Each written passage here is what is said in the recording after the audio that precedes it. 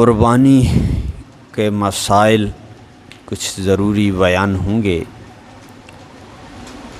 قربانی کرنا واجب اور ضروری ہے۔ کس پر واجب ہے اس کی بھی تفصیل آتی ہے، لیکن قربانی کرنا واجب اور ضروری ہے۔ قرآن کریم میں ہے قُلْ إِنَّ صَلَاتِي وَنُسُكِي وَمَحْيَايَ، کہ اللہ رب العزت فرماتے ہیں آپ ان سے کہیے کہ قربانی جو ہے نا وَبِذَالِكَ أُمِرْتُ، نسکی قربانی کا مجھے حکم دیا گیا ہے۔ اور فقہا فرماتے ہیں کہ الامر للوجوب، جب کسی چیز کا حکم دیا جائے تاکیداً کہ یہ کام کرو تو اس کام کا کرنا واجب اور ضروری ہوتا ہے۔ تو نسکی کی تفسیر مفسرین نے یہی کی ہے، نسک سے مراد قربانی ہے۔ یہاں امام ابو بکر جساس رازی رحمۃ اللہ تعالی علیہ احکام القرآن میں اس پر تفصیل لکھتے ہیں اور فرماتے ہیں کہ نسکی سے مراد قربانی ہے۔ حضرت سعید ابن جبیر اور بھی بڑے مفسرین نے اس سے نسک سے مراد یہاں قربانی لیا ہے، اور اس قربانی کے ذکر کے بعد اللہ رب العزت فرماتے ہیں آپ ان سے یہ کہیے وَبِذَالِكَ أُمِرْتُ، مجھے اس کا حکم دیا گیا ہے۔ اور جس چیز کا حکم دیا جائے وہ اس کا کرنا ضروری ہوتا ہے، اس لیے فقہا فرماتے ہیں کہ قربانی کا کرنا واجب ہے۔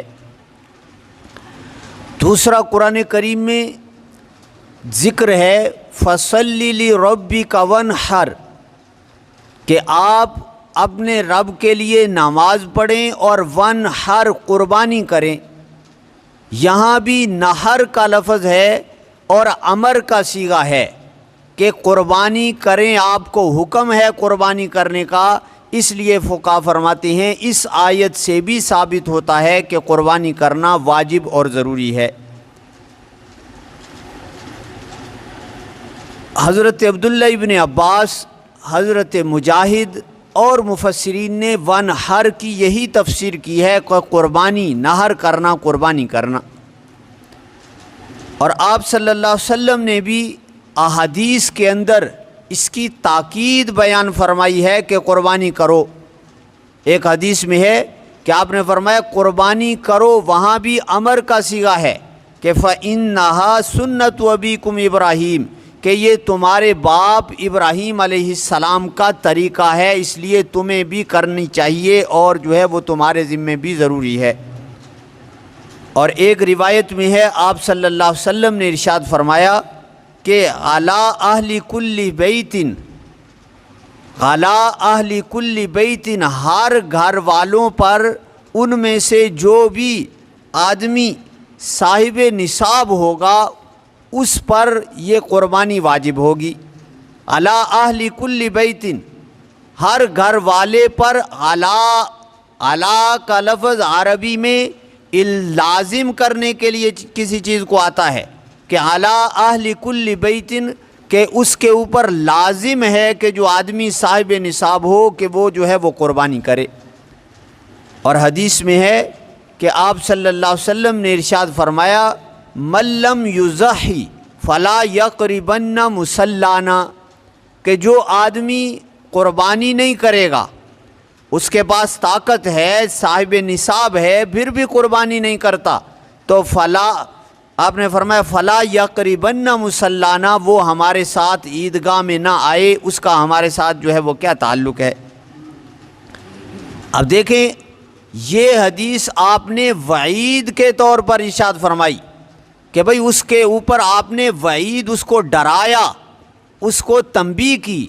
اور جب وعید کسی چیز سے ڈرانا اور اس کو سزا کی تنبیہ اس وقت ہوتی ہے کہ جو چیز واجب کو آدمی چھوڑ رہا ہو۔